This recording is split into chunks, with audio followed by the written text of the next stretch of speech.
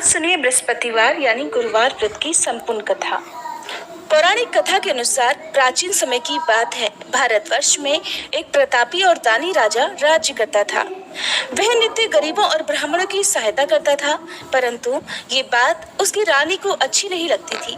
वह ना तो गरीबों को दान देती, न ही भगवान का पूजन करती और राजा को भी दान देने से मना किया करती थी। एक दिन राजा शिकार खेलने वन को गए हुए थे, तो रानी महल में अकेली थी। उसी समय बृहस्पति देव साधु वेश में राजा के महल में भिक्षा के लिए गए और भिक्षा मांगी। तब रानी ने भिक्षा देने से इनकार कर दिया और कहने लगी, हे साधु महाराज, मैं तो इस दान पुण्य से तंग आ गई हूँ। मेरा पति सारा धन लुटाते रहते हैं। मेरी इच्छा है कि हमारा धन नष्ट हो जाए, फिर न रहेगा बांस और न बजेगी बांसुरी। साधु ने कहा, देवी तुम तो बड़ी विचित्र हो। धन संतान तो सभी चाहते हैं, पुत्र और लक्ष्मी तो पापी के घर भी होनी चाहिए। यदि तुम्हारे पास अधिक धन है तो भूखों को भोजन दो, प्यासों के लिए प्याऊ बनवाओ, मुसाफिरों के लिए धर्मशालाएं खुलवाओ। जो निर्धन अपनी कुमारी कन्याओं का विवाह नहीं कर सकते, उनका विवाह करा दो। ऐसे और कई काम हैं जिनके करने से तुम्हारा यश लोक परलोक में फैलेगा। परंतु रानी पर उपदेश का कोई प्रभाव नहीं पड़ा। वो बोली, महाराज आप मुझे कुछ मत समझाइए, मैं ऐसा धन नहीं चाहती जो हर जगह बांटती फिरूं। साधु ने उत्तर दिया, यदि तुम्हारी ऐसी इच्छा है तो फिर तथास्तु। तुम ऐसा करना कि बृहस्पतिवार को घर लीपकर पीली मिट्टी से अपना सिर धोकर स्नान करना, भट्टी चढ़ाकर कपड़े धोना। ऐसा करने से आपका सारा धन नष्ट हो जाएगा। ऐसा कहकर साधु महाराज वहां से आलोप हो गए। साधु के अनुसार कई बातों को पूरा करते हुए रानी को केवल 3 बृहस्पतिवार ही बीते थे कि उनकी सारी धन संपत्ति नष्ट हो गई और भोजन के लिए राजा का परिवार तरसने लगा।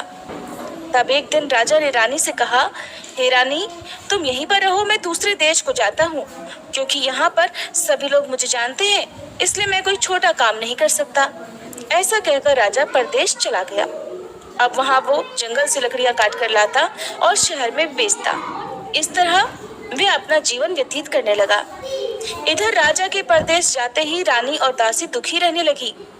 एक बार जब रानी और दासी को 7 दिन तक बिना भोजन के रहना पड़ा, तो रानी ने अपनी दासी से कहा, दासी पास ही के नगर में मेरी बहन रहती है, वह बड़ी धनवान है, तू उसके पास जा और कुछ ले आ, ताकि थोड़ी बहुत गुजर बसर हो जाए। दासी रानी की बहन के पास गई। उस दिन गुरुवार था और रानी की बहन उस समय बृहस्पतिवार व्रत की कथा सुन रही थी। दासी ने रानी की बहन को अपनी रानी का संदेश दिया, लेकिन रानी की बड़ी बहन ने कोई उत्तर नहीं दिया।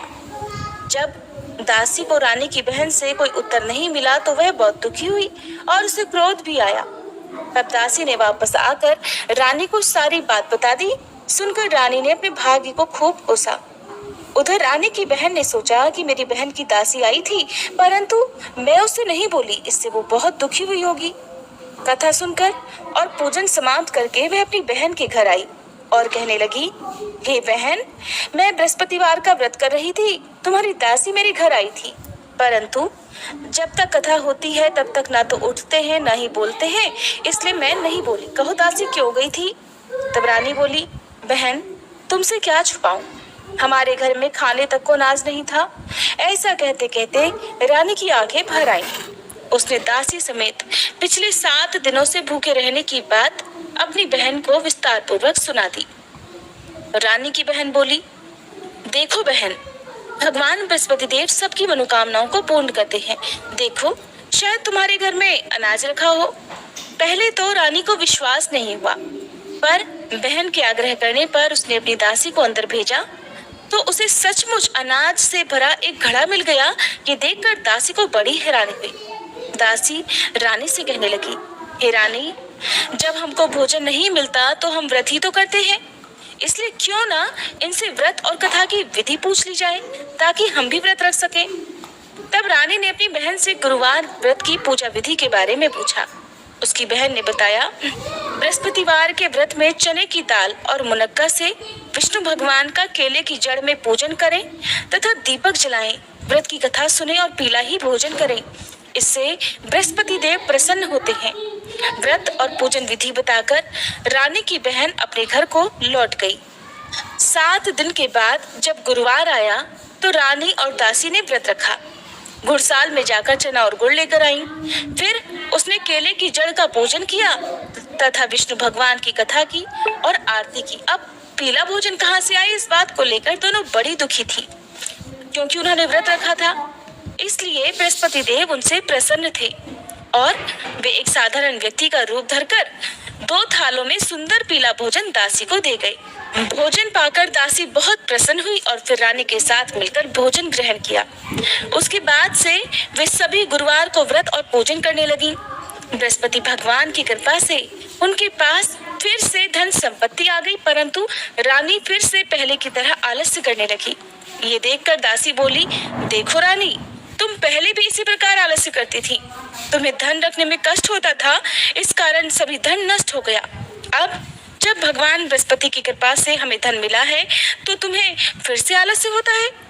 रानी को समझाते हुए दासी कहने लगी कि रानी, बड़ी मुसीबतों के बाद हमने ये धन पाया है, इसलिए हमें दान पुण्य करना चाहिए, भूखे मनुष्यों को भोजन कराना चाहिए और धन को शुभ कार्यों में खर्च करना चाहिए, जिससे तुम्हारे कुल का यश बढ़ेगा, स्वर्ग की प्राप्ति होगी और तुम्हारे पितर भी प्रसन्न होंगे। दासी की बात सुनकर और मानकर रानी अपना धन शुभ कार्यों में खर्च करने लगी, जिससे पूरे नगर में उसका यश फैलने लगा। एक दिन रानी और दासी आपस में विचार करने लगी कि न जाने राजा किस दशा में होंगे, उनकी कोई खोज खबर भी नहीं है।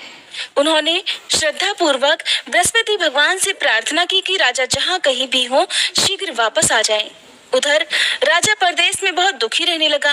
वह प्रतिदिन जंगल से लकड़ियां बीनकर लाता और उसे शहर में बेचकर अपने दुखी जीवन को बड़ी कठिनता से व्यतीत कर रहा था।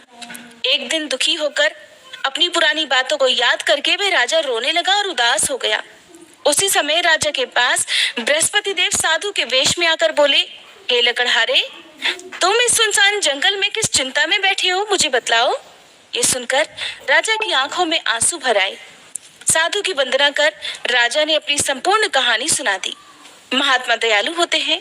वे राजा से बोले, हे राजा, तुम्हारी पत्नी ने बृहस्पति देव के प्रति अपराध किया था, जिसके कारण तुम्हारी ये दशा हुई। अब तुम चिंता मत करो, भगवान तुम्हें पहले से भी अधिक धन देंगे। देखो, तुम्हारी पत्नी ने बृहस्पतिवार का व्रत आरंभ कर दिया है। अब तुम भी बृहस्पतिवार का व्रत करके चने की दाल और गुड़ जल के लोटे में डालकर केले का पूजन करो, फिर कथा कहो या सुनो। भगवान तुम्हारी सभी मनोकामनाओं को पूर्ण करेंगे। साधु की बात सुनकर राजा बोला, हे प्रभु, लकड़ी बेचकर तो इतना पैसा मुझे नहीं मिलता जिससे भोजन करने के बाद मैं कुछ बचा सकूं, और मैंने रात को अपनी रानी को व्याकुल देखा है। मेरे पास कोई साधन नहीं जिससे उसका समाचार जान सकूं। फिर मैं कौन सी कहानी कहूं, ये भी मुझे नहीं मालूम। साधु ने कहा, हे राजा, मन में बृहस्पति भगवान के पूजन व्रत का निश्चय करो, वे स्वयं ही तुम्हारे लिए कोई ना कोई राह बना देंगे। बृहस्पतिवार के दिन तुम रोजाना की तरह लकड़ियां लेकर शहर में जाना। तुम्हें रोज से 2 गुना धन प्राप्त होगा, जिससे तुम भलीभांति भोजन कर लोगे और बृहस्पति देव की पूजा का सामान भी आ जाएगा। और तुमने बृहस्पतिवार की जो कहानी के बारे में पूछा है वो इस प्रकार है। साधु महाराज बताने लगे, प्राचीन काल में एक बहुत ही निर्धन ब्राह्मण था। उसकी कोई संतान नहीं थी। वह नित्य पूजा पाठ करता, लेकिन उसकी स्त्री न स्नान करती और न ही किसी देवता का पूजन करती, जिस कारण ब्राह्मण देवता बड़े दुखी रहा करते थे। भगवान की कृपा से ब्राह्मण के यहाँ एक कन्या उत्पन्न हुई। वह कन्या धीरे धीरे बड़ी होने लगी। प्रातः स्नान करके वह भगवान विष्णु का जप करती, बृहस्पतिवार का व्रत भी रखने लगी। पूजा पाठ समाप्त कर पाठशाला जाती तो अपनी मुट्ठी में जौ भरकर ले जाती और पाठशाला के मार्ग में डालती जाती। लौटते समय वही जौ स्वर्ण के हो जाते तो उन्हें बीन कर घर ले आती। एक दिन वह बालिका सूप में सोने के जौ को फटक कर साफ कर रही थी। तभी उसकी माँ ने देख लिया और कहने लगी, बेटी, सोने के जौ को फटकने के लिए सोने का सूप भी तो होना चाहिए। दूसरे दिन गुरुवार था। कन्या ने व्रत रखा और बृहस्पति देव से सोने का सूप देने की प्रार्थना की। बृहस्पति देव ने उसकी प्रार्थना स्वीकार कर ली। रोजाना की तरह वह बालिका जौ फैलाती हुई पाठशाला गई। पाठशाला से लौटकर जब वह जौ बीन रही थी तो बृहस्पति देव की कृपा से उसे सोने का सूप भी मिल गया। उसे वह घर ले आई और उससे जौ साफ करने लगी, परंतु उसकी माँ का वही ढंग रहा। एक दिन की बात है, वह कन्या सोने के सूप में जौ साफ कर रही थी। उसी समय उस नगर का राजकुमार वहां से निकला। कन्या के रूप और काम को देखकर वह उस पर मोहित हो गया। राजमहल आकर वह भोजन और जल त्याग कर उदास होकर लेट गया।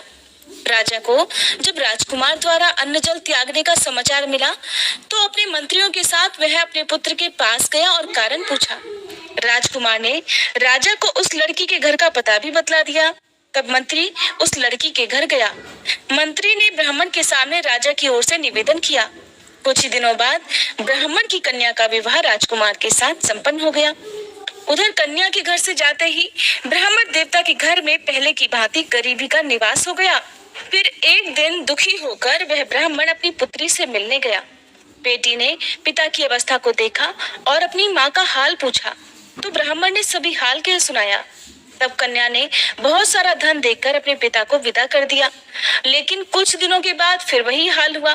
ब्राह्मण फिर अपनी कन्या के यहाँ गया और सभी हाल कहा, तो पुत्री बोली, हे पिताजी, अब की बार आप माता जी को यहाँ लिवा लाओ। मैं उन्हें वह विधि बता दूंगी जिससे गरीबी दूर हो जाए। ब्राह्मण देवता अपनी पत्नी को साथ लेकर अपनी पुत्री के पास राजमहल पहुंचे, तो पुत्री अपनी माँ को समझाने लगी, हे माँ, तुम प्रातःकाल स्नान आदि करके विष्णु भगवान का पूजन करो तो सब दरिद्रता दूर हो जाएगी। परंतु उसकी माँ ने उसकी एक भी बात नहीं मानी। वह प्रातःकाल उठकर अपनी पुत्री की बची जूठन को खा लिया करती थी। एक दिन उसकी पुत्री को बहुत गुस्सा आया और उसने अपनी माँ को एक कोठरी में बंद कर दिया। प्रातःकाल उसे स्नान आदि कराकर पूजा पाठ करवाया तो उसकी माँ की बुद्धि ठीक हो गई। इसके बाद वह नियम से पूजा पाठ करने लगी और हर बृहस्पतिवार को व्रत भी करने लगी। इस व्रत के प्रभाव से मृत्यु के बाद वह स्वर्ग को गई। वह ब्राह्मण भी सुख पूर्वक इस लोक का सुख भोग कर स्वर्ग को प्राप्त हुआ। इस तरह कहानी कहकर साधु बने बृहस्पति देव वहां से आलोप हो गए। धीरे धीरे समय बीतने पर फिर वही बृहस्पतिवार का दिन आया। राजा जंगल से लकड़ी काटकर शहर में बेचने गया। उसे उस दिन और दिनों से अधिक धन मिला। राजा ने चना गुड़ आदि लाकर बृहस्पतिवार का व्रत किया।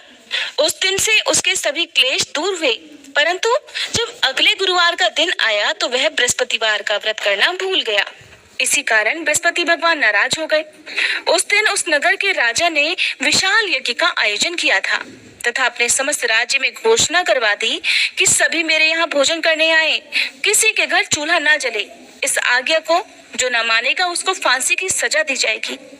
राजा की आज्ञा अनुसार राज्य के सभी लोग राजा के भोज में आमंत्रित हुए, लेकिन लकड़हारा कुछ देर से पहुंचा, इसलिए राजा उसे अपने साथ महल में ले गए। जब राजा लकड़हारे को भोजन करा रहे थे तो रानी की दृष्टि उस खूंटी पर पड़ी जिस पर उसका हार लटका हुआ था। उसे हार खूंटी पर लटका हुआ दिखाई नहीं दिया। रानी ने सोचा कि मेरा हार इसी लकड़हारे ने चुरा लिया है और उसी समय सैनिकों को बुलवाकर उसे जेल में डलवा दिया। लकड़हारा जेल में विचार करने लगा कि न जाने कौन से पूर्व जन्म के कर्मों से मुझे ये दुख प्राप्त हुआ है, और जंगल में मिले साधु महाराज को याद करने लगा। तत्काल बृहस्पति देव साधु के रूप में प्रकट हो गए और कहने लगे, अरे मूर्ख, तूने बृहस्पति देवता की कथा नहीं की, उसी कारण तुझे ये दुख प्राप्त हुआ है। अब चिंता मत कर, बृहस्पतिवार के दिन जेल खाने के दरवाजे पर तुझे 4 पैसे पड़े मिलेंगे। उनसे तू बृहस्पतिवार की पूजा करना तो तेरे सभी कष्ट दूर हो जाएंगे। अगले बृहस्पतिवार को उसे जेल के द्वार पर 4 पैसे पड़े मिले। तब राजा ने पूजा का सामान मंगवाकर कथा कही और प्रसाद बांटा। उसी रात में बृहस्पति देव ने उस नगर के राजा को स्वप्न में कहा, हे राजा, तूने जिसे जेल में बंद कर दिया है उसे कल छोड़ देना, वह निर्दोष है, वह राजा है। राजा प्रातःकाल उठा और खूंटी पर हार टंगा देखकर लकड़हारे को बुलाकर क्षमा मांगी तथा राजा को योग्य सुंदर वस्त्र आभूषण देकर उसे विदा कर दिया। बृहस्पति देव की आज्ञा अनुसार राजा अपने नगर को चल दिया। राजा जब नगर के निकट पहुंचा तो उसे बड़ा ही आश्चर्य हुआ। नगर में पहले से अधिक बाग, तालाब और कुएं तथा बहुत सी धर्मशालाएं, मंदिर आदि बने हुए थे। राजा ने पूछा, ये किसका बाग और धर्मशाला है? तब नगर के सभी लोग कहने लगे, ये सब तो रानी और दासी ने बनवाए हैं। राजा को ये सुनकर आश्चर्य हुआ और गुस्सा भी आया कि उसकी अनुपस्थिति में रानी के पास इतना धन कहाँ से आया होगा। उधर जब रानी ने ये खबर सुनी कि राजा आ रहे हैं तो उसने अपनी दासी से कहा, हे दासी देख, राजा हमको कितनी बुरी हालत में छोड़ गए थे। वो हमारी ऐसी हालत देखकर लौट ना जाए, इसलिए तू दरवाजे पर खड़ी हो जा। रानी की आज्ञा अनुसार दासी दरवाजे पर खड़ी हो गई और जब राजा आए तो उन्हें अपने साथ महल में लिवा लाई। तब राजा ने क्रोध करके अपनी तलवार निकाली और पूछने लगा, बताओ ये धन तुम्हें कैसे प्राप्त हुआ है। तब रानी ने सारी कथा कह सुनाई। सुनकर राजा ने निश्चय किया कि मैं रोजाना दिन में 3 बार कहानी कहा करूंगा और रोज व्रत किया करूंगा। अब हर समय राजा के दुपट्टे में चने की दाल बंधी रहती तथा दिन में 3 बार कथा कहता। एक रोज राजा ने विचार किया कि चलो अपनी बहन के यहाँ हो आऊं। इसी तरह निश्चय कर राजा घोड़े पर सवार होकर अपनी बहन के यहाँ चल दिया। मार्ग में उसने देखा कि कुछ आदमी एक मुर्दे को लिए जा रहे हैं। उन्हें रोककर राजा कहने लगा, अरे भाइयों, मेरी बृहस्पतिवार की कथा सुन लो। वे बोले, लो हमारा तो आदमी मर गया है, इसको अपनी कथा की पड़ी है।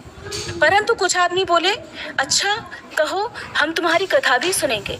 तब राजा ने दाल निकाली और कथा कहनी शुरू कर दी। जब कथा आधी हुई थी तो वह मुर्दा हिलने लगा और जब कथा समाप्त हुई तो वह मनुष्य राम राम करके उठ खड़ा हुआ। राजा आगे बढ़ा। उसे चलते चलते शाम हो गई। रास्ते में एक किसान खेत में हल चलाता मिला। राजा ने उससे भी कथा सुनने का आग्रह किया, लेकिन वह नहीं माना। कहने लगा, जा अपनी कथा किसी और को सुनाना। जब तक तेरी कथा सुनूंगा तब तक 4 हरैया जोत लूंगा। सुनकर राजा आगे बढ़ा। राजा के हटते ही उसके बैल पछाड़ खाकर गिर गए तथा किसान के पेट में बहुत जोर से दर्द होने लगा। उसी समय किसान की माँ रोटी लेकर आई। उसने जब देखा तो अपने बेटे से सब हाल पूछा। बेटे ने सभी हाल बता दिया। बुढ़िया दौड़ी दौड़ी उस घुड़सवार के पास पहुंची और उससे बोली, बेटा मैं तेरी कथा सुनूंगी, तू अपनी कथा मेरे खेत पर ही चलकर कहना। तब राजा ने लौटकर बुढ़िया के खेत पर जाकर कथा कही, जिसको सुनते ही बैल खड़े हो गए तथा किसान के पेट का दर्द भी बंद हो गया। अब राजा अपनी बहन के घर पहुंच गया। बहन ने भाई की खूब मेहमानी की। दूसरे रोज प्रातःकाल राजा जगा तो वह देखने लगा कि सभी लोग भोजन कर रहे हैं। राजा ने अपनी बहन से पूछा, ऐसा कोई मनुष्य है जिसने भोजन ना किया हो, जो मेरी बृहस्पतिवार की कथा सुन ले। बहन बोली, हे भैया, ये देश ऐसा ही है। यहाँ लोग पहले भोजन करते हैं, बाद में कोई अन्य काम करते हैं। शायद कोई पड़ोस में हो तो देख कर आती हूँ। ऐसा कहकर वह एक कुम्हार के घर गई। पता चला उसका लड़का बीमार था। उसके यहाँ 3 रोज से किसी ने भोजन नहीं किया है। रानी ने अपने भाई की कथा सुनने के लिए कुम्हार से कहा तो वह तैयार हो गया। राजा ने जाकर बृहस्पतिवार की कथा कही, जिसको सुनकर उसका लड़का ठीक हो गया। अब तो राजा की प्रशंसा होने लगी। एक दिन राजा ने अपनी बहन से कहा, बहन अब मैं अपने घर जाऊंगा, तुम भी तैयार हो जाओ। राजा की बहन ने अपनी सास से अपने भाई के यहाँ जाने की आज्ञा मांगी। सास बोली, हाँ चले जा, मगर अपने लड़कों को मत लेकर जाना, क्योंकि तेरे भाई की कोई संतान नहीं होती है। बहन ने अपने भाई से कहा, भैया मैं तो चलूंगी, मगर कोई बालक नहीं जाएगा। तब राजा ने कहा, जब बालक ही नहीं जाएंगे तो तुम भी जाकर क्या करोगी। और इस तरह दुखी मन से राजा अपने नगर को लौट आया।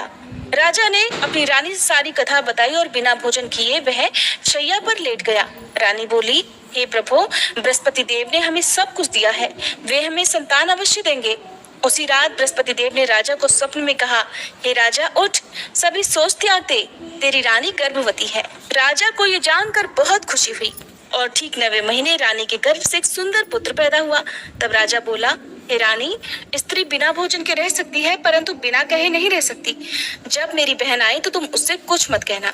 रानी ने हाँ कर दी। जब राजा की बहन ने ये शुभ समाचार सुना तो वह बहुत खुश हुई तथा बधाई लेकर अपने भाई के यहाँ आई। तभी रानी ने कहा, घोड़ा चढ़कर नहीं आई, गधा चढ़ी आई। राजा की बहन बोली, भाभी मैं इस प्रकार ना कहती तो तुम्हें औलाद कैसे मिलती। बृहस्पति देव ऐसे ही हैं, जिसके मन में जो कामनाएं हैं सभी को पूर्ण करते हैं। जो सद्भावना पूर्वक बृहस्पतिवार का व्रत रखता है और कथा पढ़ता है अथवा सुनता है और दूसरों को सुनाता है, बृहस्पति देव उसकी सभी मनोकामनाएं पूर्ण करते हैं। बृहस्पति देव उनकी सदैव रक्षा करते हैं। जो संसार में सद्भावना और सच्चे हृदय से बृहस्पति देव का पूजन करते हैं, उनकी सभी मनोकामनाएं उसी प्रकार पूर्ण हो जाती है जैसे रानी और राजा ने बृहस्पति देव की कथा का गुणगान किया, उनकी सभी इच्छाएं बृहस्पति देव ने पूर्ण की थी। मनुष्य को हृदय से उनका मनन करते हुए जयकारा बोलना चाहिए। बोलिए बृहस्पति देवता की जय, श्री विष्णु भगवान की जय। अगर आपको कथा अच्छी लगी हो तो